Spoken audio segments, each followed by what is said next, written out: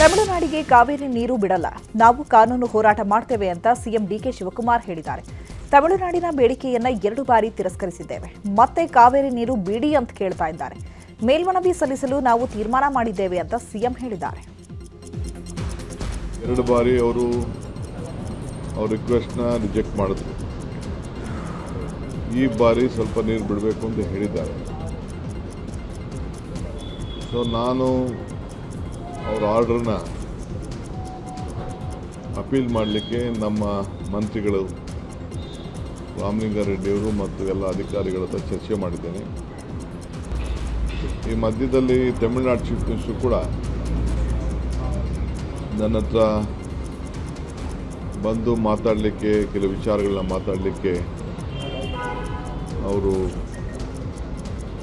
ಇಂಗಿತವನ್ನು ವ್ಯಕ್ತಪಡಿಸಿದ್ದಾರೆ. 2 ಬಾರಿ ಅವರು ತಮಿಳುನಾಡಿಗೆ ಕಾವೇರಿ ನೀರು ಹರಿಸಲು ಸಿಡಬ್ಲ್ಯೂಆರ್ಸಿ ಸೂಚನೆಗೆ ತೀವ್ರ ವಿರೋಧ ವ್ಯಕ್ತವಾಗಿದೆ. ಚಾಮರಾಜನಗರದಲ್ಲಿ ರೈತ ಸಂಘ ಪ್ರತಿಭಟನೆ ಮಾಡಿದೆ. ರಾಷ್ಟ್ರೀಯ ಹೆದ್ದಾರಿ 209ರಲ್ಲಿ ರಸ್ತೆ ತಡೆದು ರೈತರು ಆಕ್ರೋಶ ವ್ಯಕ್ತಪಡಿಸಿದ್ದಾರೆ. ಕಾವೇರಿ ಜಲಾನಯನ ಪ್ರದೇಶದಲ್ಲಿ ಬರ ತಾಂಡವವಾಡ್ತಾ ಇದೆ. ಇಂತಹ ಸಂದರ್ಭದಲ್ಲಿ ಸಿಡಬ್ಲ್ಯೂಆರ್ಸಿ ಸೂಚನೆ ಅವೈಜ್ಞಾನಿಕವಾಗಿದೆ. ರಾಜ್ಯ ಸರ್ಕಾರ ತಕ್ಷಣ ಮರುಪರಿಶೀಲನಾ ಅರ್ಜಿಯನ್ನು ಸಲ್ಲಿಕೆ ಮಾಡಬೇಕು, ಯಾವುದೇ ಕಾರಣಕ್ಕೂ ನೀರು ಬಿಡುಗಡೆ ಮಾಡಬಾರದು ಅಂತ ಆಗ್ರಹಿಸಿದ್ದಾರೆ. ಜಲಾಶಯಗಳು ಬತ್ತಿ ಹೋಗ್ತಕ್ಕಂಥ ಸಂದರ್ಭ ನಿರ್ಮಾಣ ಆಗ್ತಾ ಇದೆ. ಇಂಥ ಸಂದರ್ಭದಲ್ಲಿ ಏನು ಕಾವೇರಿ ನಿರ್ವಹಣಾ ಮಂಡಳಿ ಅವರು ಅವೈಜ್ಞಾನಿಕವಾಗಿ ತಮಿಳುನಾಡಿಗೆ ನೀರು ಬಿಡಿ ಅಂತ ಹೇಳಿದಾರಲ್ಲ, ನಿಜವಾಗ್ಲೂ ಅವ್ರಿಗೆ ಮಾನ ಮರ್ಯಾದೆ ಇದೆ ಅಂತ ಹೇಳ್ತಾ ಇರೋದು. ಅವ್ರು ಏನಾದ್ರು ಒಂದು ದಿನ ಬಂದು ನಮ್ಮ ಡ್ಯಾಮ್ಗಳ ಪರಿಸ್ಥಿತಿಯನ್ನು ಅವ್ರೇನು ಅಧ್ಯಯನ ಮಾಡಿದಾರ? ಅವರು ದೆಹಲಿಯಲ್ಲಿ ಕುಂತ್ಕೊಂಡು ನೀರು ಬಿಡಿ ಅಂದ್ರೆ ನೀರಿಲ್ಲ, ಎಲ್ಲಿ ನೀರು ಬಿಡೋದು ಅಂತ ಹೇಳ್ತಾ ಇರೋದು. ಇವತ್ತು ಕುಡಿಯೋದಕ್ಕೆ ನೀರಿಲ್ಲ, ನಮ್ಮಲ್ಲಿ ರೈತರುಗಳು ಕಂಗಾಲಾಗ್ಬಿಟ್ಟಿದ್ದಾರೆ ಈ ಸರಿ. ಇನ್ನು ಸಿಡಬ್ಲ್ಯೂಆರ್ಸಿ ವಿರುದ್ಧ ಚಾಮರಾಜನಗರದಲ್ಲಿ ಕನ್ನಡ ಪರ ಸಂಘಟನೆಗಳಿಂದ ಪ್ರತಿಭಟನೆ ನಡೆದಿದೆ. ತಮಿಳುನಾಡಿಗೆ ನೀರು ಬಿಡಬಾರದು ಅಂತ ನಗರದ ಭುವನೇಶ್ವರಿ ವೃತ್ತದಲ್ಲಿ ಖಾಲಿ ಬಿಂದಿಗೆ ಪ್ರದರ್ಶಿಸಿ ಆಕ್ರೋಶ ವ್ಯಕ್ತಪಡಿಸಿದ್ದಾರೆ.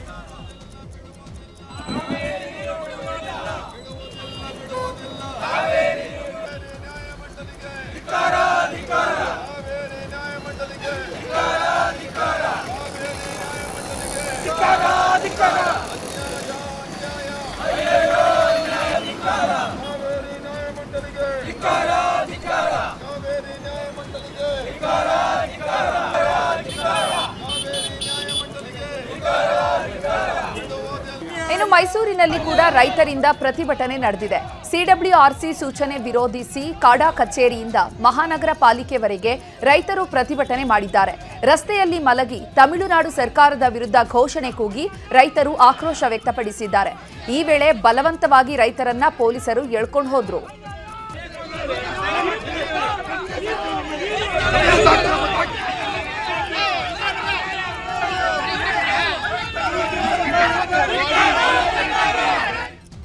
ಇನ್ನು ಮಂಡ್ಯದಲ್ಲಿ ಕಾವೇರಿ ಕಿಚ್ಚು ಜೋರಾಗಿದೆ. ತಮಿಳುನಾಡಿಗೆ ಕಾವೇರಿ ನೀರು ಹರಿಸಬಾರದು ಅಂತ ಒತ್ತಾಯಿಸಿ ಸಂಜಯ್ ವೃತ್ತದಲ್ಲಿ ಕನ್ನಡ ರಕ್ಷಣಾ ವೇದಿಕೆಯಿಂದ ಬೃಹತ್ ಹೋರಾಟ ನಡೆಯಿತು. ತಲೆಯ ಮೇಲೆ ಕಲ್ಲು ಹೊತ್ತು ಖಾಲಿ ಕೊಡ ಹಿಡಿದು ಒಣಗಿದ ಕಬ್ಬು ಹಿಡಿದು ಪ್ರತಿಭಟನಾಕಾರರು ಆಕ್ರೋಶ ವ್ಯಕ್ತಪಡಿಸಿದ್ರು. ಒಣಗೋಯ್ತು ಕಬ್ಬೆಲ್ಲ ಒಣಗೋಯ್ತು ಅಂತ ಘೋಷಣೆ ಕೂಗಿ ಸಿಟ್ಟು ಹೊರಹಾಕಿದ್ರು.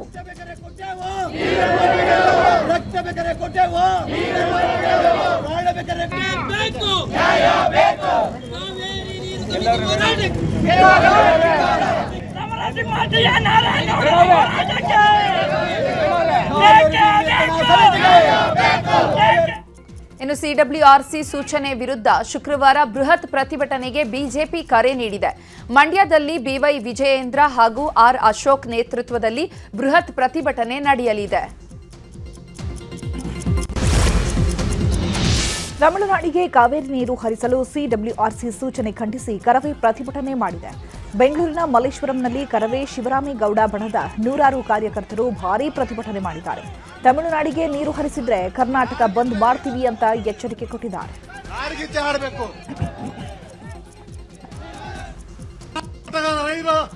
ರೈತರ ಮೇಲೆ ಮರಣ ಶಾಸನವನ್ನು ಕೊಡುವಂತ ತೀರ್ಪು ಕೊಟ್ಟಿದ್ದಾರೆ. ಇದು ಯಾವಾಗಲಾಗತ್ತೆ? ರಾಜ್ಯ ಸರ್ಕಾರ ಸಮಗ್ರವಾಗಿ ವಾದ ಮಾಡಬೇಕು, ಸರಿಯಾದ ನ್ಯಾಯಾಧೀಶ ನೀಡಬೇಕು, ಈಗ ಆಗಿರೋ ಅನ್ಯಾಯವನ್ನು ಸರಿ ಮಾಡಬೇಕು. ಯಾವುದೇ ಕಾರಣಕ್ಕೂ ನೀರು ಬಿಡಬಾರದು. ಇದು ಈ ನಾಡಿನ ರೈತರ ಪರ ನಡೆಯುವಂತ ಹೋರಾಟಕ್ಕೆ ಸಂಪೂರ್ಣವಾದ ಬೆಂಬಲವನ್ನು ಸಿಡಬ್ಲ್ಯೂಆರ್ಸಿ ಆದೇಶ ಖಂಡಿಸಿ ಕರ್ನಾಟಕ ರಕ್ಷಣಾ ವೇದಿಕೆಯಿಂದ ಪ್ರತಿಭಟನೆ ನಡೆದಿದೆ. ಬೆಂಗಳೂರಿನ ಫ್ರೀಡಂ ಪಾರ್ಕ್ನಲ್ಲಿ ಕರವೇ ನಾರಾಯಣಗೌಡ ನೇತೃತ್ವದಲ್ಲಿ ಭಾರೀ ಪ್ರತಿಭಟನೆ ನಡೆದಿದೆ. ಯಾವುದೇ ಕಾರಣಕ್ಕೂ ತಮಿಳುನಾಡಿಗೆ ನೀರು ಬಿಡಬಾರದು ಅಂತ ಆಗ್ರಹಿಸಿ ನೂರಾರು ಕಾರ್ಯಕರ್ತರು ಪ್ರತಿಭಟನೆ ಮಾಡಿದ್ದಾರೆ.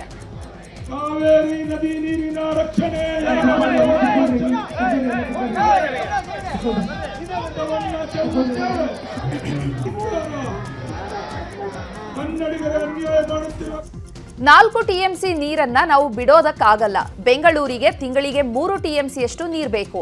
ಮೇಲ್ಮನವಿ ಸಲ್ಲಿಸಿ ರಾಜ್ಯ ಸರ್ಕಾರ ಕರ್ನಾಟಕದ ರೈತರ ಹಿತ ಕಾಪಾಡಬೇಕು ಅಂತ ಕರವೇ ನಾರಾಯಣಗೌಡ ಹೇಳಿದ್ದಾರೆ.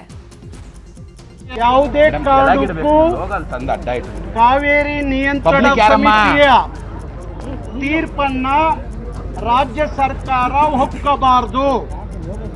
ಇವತ್ತಿನ ಪರಿಸ್ಥಿತಿಯಲ್ಲಿ ನಾವು ದಿನಕ್ಕೆ 3500 ಕ್ಯೂಸೆಕ್ ನೀರನ್ನ ತಮಿಳುನಾಡಿಗೆ ಬಿಡಿ ಅಂತ ಹೇಳಿ ಕಾವೇರಿ ನಿಯಂತ್ರಣ ಸಮಿತಿ ಏನು ಆದೇಶ ಮಾಡಿದೆ, ಆ ಆದೇಶವನ್ನ ನಾವು ಗೌರವಿಸಲಿಕ್ಕೆ ಇವತ್ತು ನೀರಿಲ್ಲದ ಕಾರಣ ಕರ್ನಾಟಕಕ್ಕೆ ಸಾಧ್ಯ ಇಲ್ಲ ಅನ್ನೋದನ್ನ ಹೇಳ. ತಮಿಳುನಾಡಿಗೆ ಕಾವೇರಿ ನೀರು ಹರಿಸಲು ಸಿಡಬ್ಲ್ಯೂಆರ್ಸಿ ಸೂಚನೆ ವಿಚಾರವಾಗಿ ಹಾಸನದಲ್ಲಿ ಕೇಂದ್ರ ಸಚಿವ ಎಚ್ಡಿ ಕುಮಾರಸ್ವಾಮಿ ಮಾತನಾಡಿದ್ದಾರೆ. ರೈತರು ಈಗಾಗಲೇ ಬರಗಾಲಕ್ಕೆ ತುತ್ತಾಗಿ ಬೆಳೆದ ಬೆಳೆ ನಾಶವಾಗ್ತಾ ಇದೆ. ಸಿಡಬ್ಲ್ಯೂಆರ್ಸಿ ಸೂಚನೆ ವಿರುದ್ಧ ನಾವು ಒಗ್ಗಟ್ಟಿನಿಂದ ಹೋರಾಟ ಮಾಡಬೇಕಾಗತ್ತೆ. ತಮಿಳುನಾಡಿನವರು ಒತ್ತಡ ಹಾಕ್ತಾ ಇದ್ದಾರೆ. ಆದರೆ ನಮ್ಮ ನಾಡಿನ ಪರಿಸ್ಥಿತಿಯನ್ನ ನಾವು ಕಾವೇರಿ ಪ್ರಾಧಿಕಾರಕ್ಕೆ ಅರ್ಥ ಮಾಡಿಸಬೇಕು. ಇದರ ಬಗ್ಗೆ ನೀರಾವರಿ ಇಲಾಖೆಯ ಅಧಿಕಾರಿಗಳು ಹಾಗೂ ಸರ್ಕಾರ ಸರಿಯಾದ ಕ್ರಮ ವಹಿಸಬೇಕು ಅಂತ ಎಚ್ಡಿಕೆ ಹೇಳಿದ್ದಾರೆ. ಇನ್ನು ಇದೇ ವಿಚಾರವಾಗಿ ವಿಪಕ್ಷ ನಾಯಕ ಆರ್ ಅಶೋಕ್ ರಾಜ್ಯ ಸರ್ಕಾರದ ವಿರುದ್ಧ ವಾಗ್ದಾಳಿ ನಡೆಸಿದ್ದಾರೆ. ಇವತ್ತಿನ ಈ ತೀರ್ಪು ಅವೈಜ್ಞಾನಿಕವಾದಂಥದ್ದು ಮತ್ತು ನಮ್ಮ ನಾಡಿನ ಜನತೆಗೆ ಒಂದು ಮಾರಕವಾದಂಥ ಒಂದು ತೀರ್ಮಾನಗಳಾಗಿದೆ.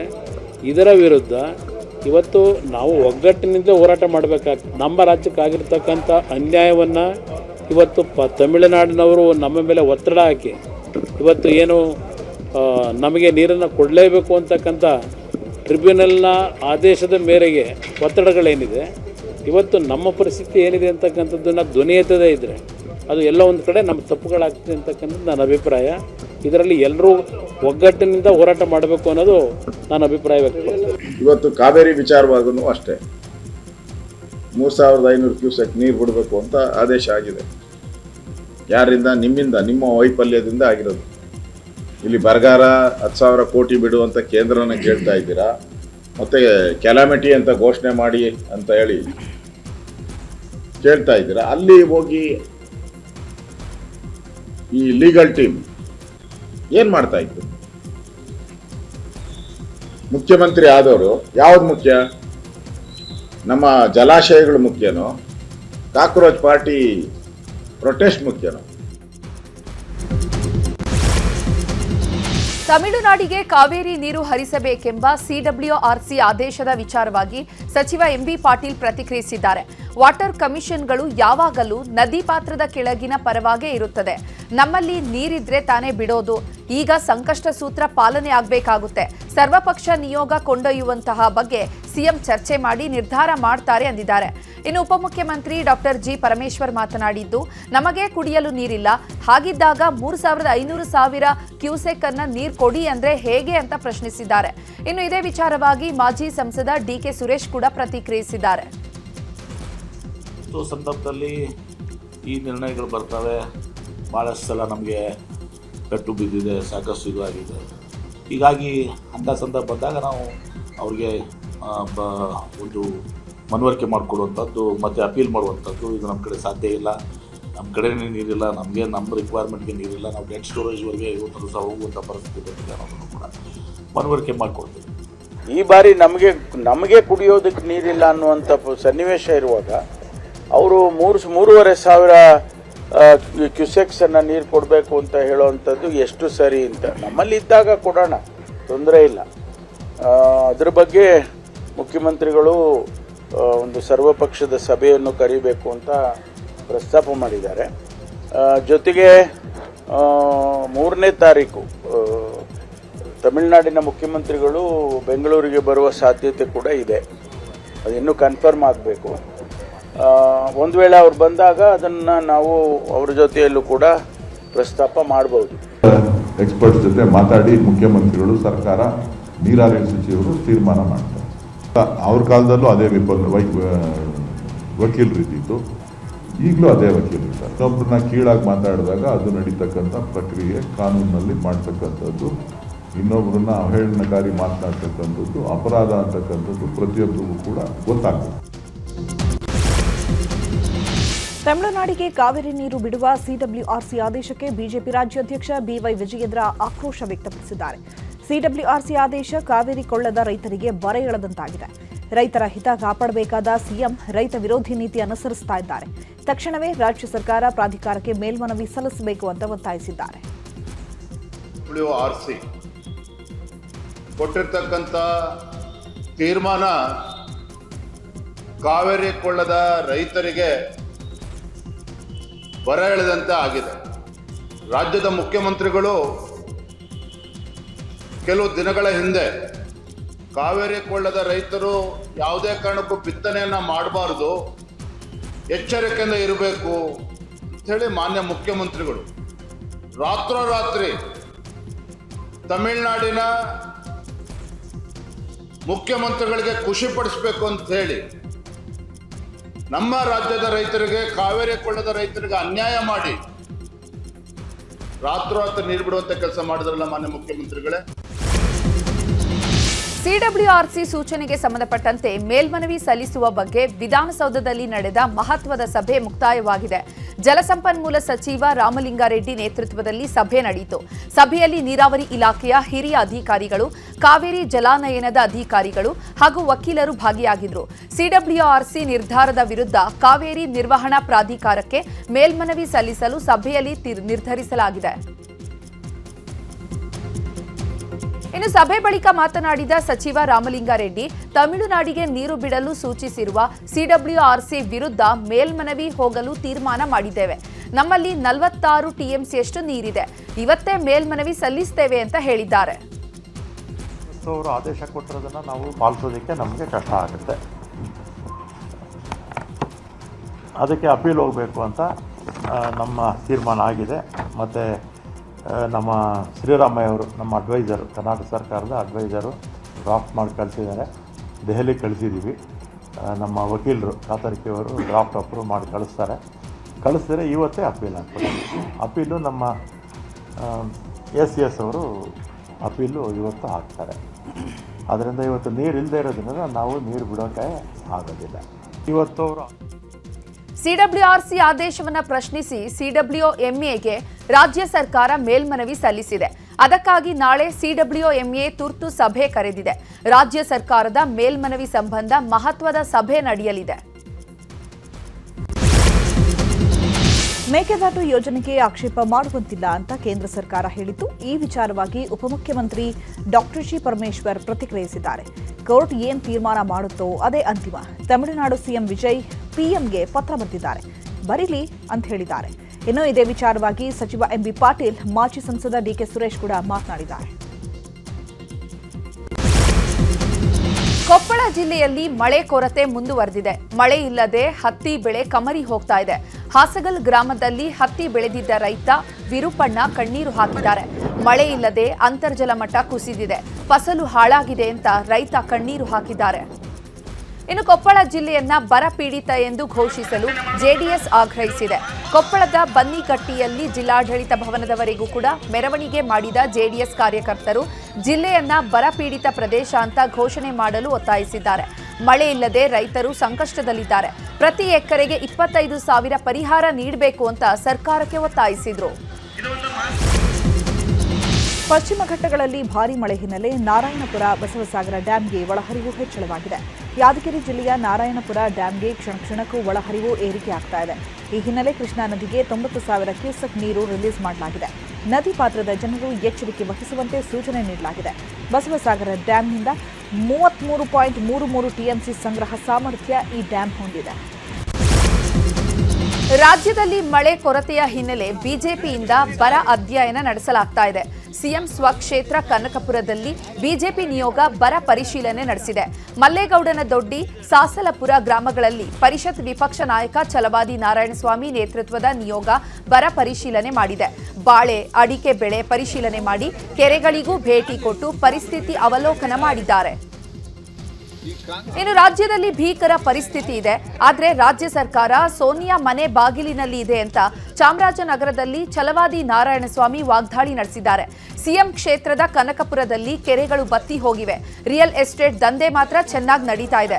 ಸರ್ಕಾರ ರಜೆ ಹಾಕಿ ದೆಹಲಿಯಲ್ಲಿ ಕ್ಯಾಂಪ್ ಮಾಡಿದೆ.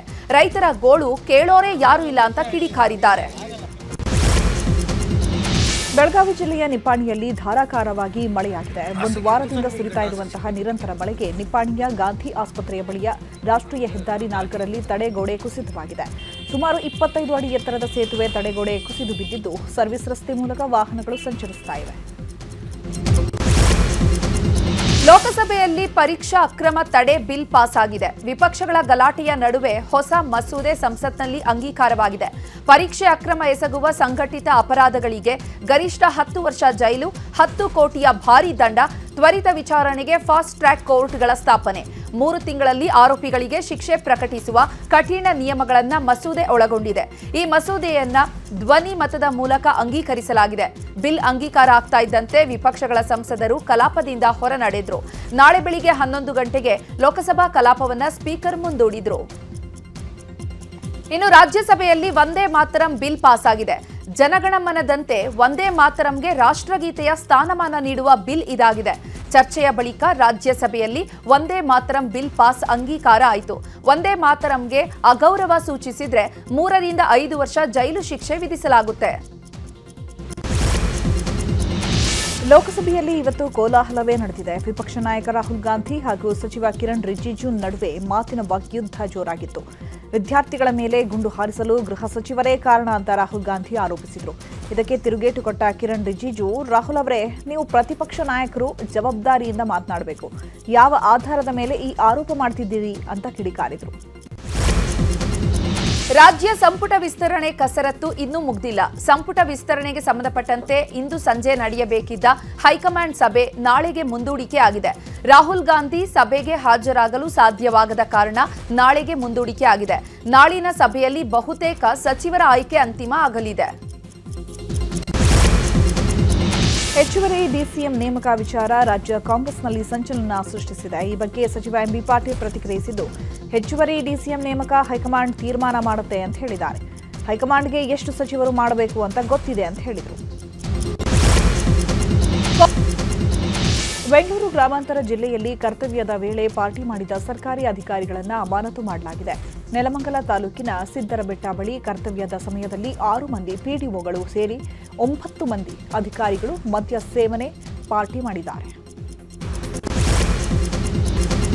ಪ್ರಚೋದನಕಾರಿ ಹೇಳಿಕೆ ಹಿನ್ನೆಲೆ ಆಂದೋಲ ಸಿದ್ದಲಿಂಗ ಸ್ವಾಮೀಜಿಗೆ ಪೊಲೀಸರು ನೋಟಿಸ್ ಜಾರಿ ಮಾಡಿದ್ದಾರೆ. ಕಲಬುರಗಿ ಜಿಲ್ಲೆಯ ವಾಡಿ ಪೊಲೀಸರಿಂದ ನೋಟಿಸ್ ಜಾರಿಯಾಗಿದ್ದು ವಿಚಾರಣೆಗೆ ಹಾಜರಾಗಲು ಸೂಚನೆ ನೀಡಲಾಗಿದೆ. ಭೂಸ್ವಾಧೀನಕ್ಕೆ ಪರಿಹಾರ ನೀಡದ ಹಿನ್ನೆಲೆ ಯಾದಗಿರಿ ನಗರಸಭೆ ಸಾಮಗ್ರಿಗಳ ಜಪ್ತಿಗೆ ಕೋರ್ಟ್ ಆದೇಶಿಸಿದೆ. ಕಂಪ್ಯೂಟರ್, ಟೇಬಲ್ ಸೇರಿದಂತೆ ಕಚೇರಿಯಲ್ಲಿದ್ದಂತಹ ವಸ್ತುಗಳನ್ನು ಕೋರ್ಟ್ ಜಪ್ತಿ ಮಾಡಿದೆ. ಮಾದಕ ವಸ್ತುಗಳ ವಿರುದ್ಧ ಮಂಗಳೂರು ಪೊಲೀಸರು ಸಮರ ಸಾರಿದ್ದಾರೆ. ಬರೋಬ್ಬರಿ 82 ಕೋಟಿ ರೂಪಾಯಿ ಮೌಲ್ಯದ ಗಾಂಜಾ, ಡ್ರಗ್ಸ್ ಅನ್ನ ಮಂಗಳೂರು ಪೊಲೀಸರು ಸುಟ್ಟು ಹಾಕಿದ್ದಾರೆ. ನೈಸ್ ರಸ್ತೆಗಾಗಿ ಕೆಐಎಡಿಬಿಯ ಭೂ ಸ್ವಾಧೀನ ವಿಚಾರವಾಗಿ 100 ರೈತರಿಗೆ ಹೈಕೋರ್ಟ್ ಬಿಗ್ ರಿಲೀಫ್ ನೀಡಿದೆ. ಭೂ ಸ್ವಾಧೀನ ರದ್ದು ಪ್ರಶ್ನಿಸಿ ನೈಸ್ ಸಂಸ್ಥೆ ಸಲ್ಲಿಸಿದ ಮೇಲ್ಮನವಿಯನ್ನ ಹೈಕೋರ್ಟ್ ವಿಭಾಗೀಯ ಪೀಠ ವಜಾಗೊಳಿಸಿದೆ. ನೈಸ್ ಅಕ್ರಮಗಳ ಬಗ್ಗೆ ಉನ್ನತ ತನಿಖೆ ಅಗತ್ಯವಿದೆ ಅಂತ ಹೈಕೋರ್ಟ್ ಅಭಿಪ್ರಾಯಪಟ್ಟಿದೆ. ಇನ್ನು ರೈತರ ಪರ ಹಿರಿಯ ವಕೀಲ ಎಚ್ಎನ್ ಶಶಿಧರ್ ವಾದ ಮಂಡಿಸಿದ್ರು. ದಾವಣಗೆರೆ ಜಿಲ್ಲೆ ಹೊನ್ನಾಳಿ ತಾಲೂಕಿನ ಸಾಸ್ವೆಹಳ್ಳಿಯಲ್ಲಿ 11 ತಿಂಗಳ ಮಗು ಸಾವನ್ನಪ್ಪಿದ್ದು ವೈದ್ಯರ ನಿರ್ಲಕ್ಷ್ಯ ಆರೋಪ ಕೇಳಿಬಂದಿದೆ. ಅವಧಿ ಮುಗಿದ ಔಷಧಿ ನೀಡಿದ್ರಿಂದ ಮಗು ಸಾವನ್ನಪ್ಪಿದೆ ಅಂತ ಪೋಷಕರು ಆರೋಪಿಸಿದ್ದಾರೆ. ನಾಳೆ ದಿನದ 11ನೇ ದಿನದ ಕಾರ್ಯಕ್ರಮದಲ್ಲಿ ತಾವು ಹೇಳಿದಂಥ ರೀತಿಯಲ್ಲೇ ಲಕ್ಷಾಂತರ ನಮ್ಮ ತಾಯಿ ಗಳಿಸಿರ್ತಕ್ಕಂಥ ಅಭಿಮಾನದ ಪ್ರೀತಿಯ ಕುಟುಂಬಗಳೇನಿದ್ದಾವೆ ಅವರೆಲ್ಲರೂ ಬರ್ತಕ್ಕಂಥ ನಿರೀಕ್ಷೆಗಳೇನಿದೆ ಎಲ್ಲರೂ ಅವರ ಅಂತಿಮವಾದಂಥ ಒಂದು 11ರಿಂದ ಕಾರ್ಯಕ್ರಮದ ಪಾಲ್ಗೊಂಡು ಪ್ರಸಾದವನ್ನು ಸ್ವೀಕಾರ ಮಾಡಿ ಪ್ರತಿಯೊಬ್ಬರು ನಮ್ಮ ತಾಯಿಗೆ ಶಾಂತಿಗೆ ಅರಸಿ ಹೋಗ್ತಕ್ಕಂಥದ್ದಕ್ಕೆ ಆತ್ಮಶಾಂತಿ. ಪತ್ನಿ ಚೆನ್ನಮ್ಮ ಸಮಾಧಿ ಬಳಿ ಮಾಜಿ ಪ್ರಧಾನಿ ಎಚ್.ಡಿ. ದೇವೇಗೌಡರು ಮೌನವಾಗಿ ಕುಳಿತಿದ್ರು. ಹಾಸನದ ಮಾವಿನಕೆರೆಯಲ್ಲಿರುವ ಚೆನ್ನಮ್ಮರ ಸಮಾಧಿಯ ಮುಂದೆ ಕೂತು ದುಃಖಿಸಿದ್ದಾರೆ. ನಾಳೆ ಚೆನ್ನಮ್ಮರ 11ನೇ ದಿನದ ಕಾರ್ಯದ ಹಿನ್ನೆಲೆ ವ್ಯವಸ್ಥೆಗಳನ್ನು ಪರಿಶೀಲಿಸಿದ ಎಚ್ಡಿಡಿ ಪತ್ನಿ ಸಮಾಧಿ ಪಕ್ಕದಲ್ಲಿ ಮೌನವಾಗಿ ಕೂತಿದ್ರು.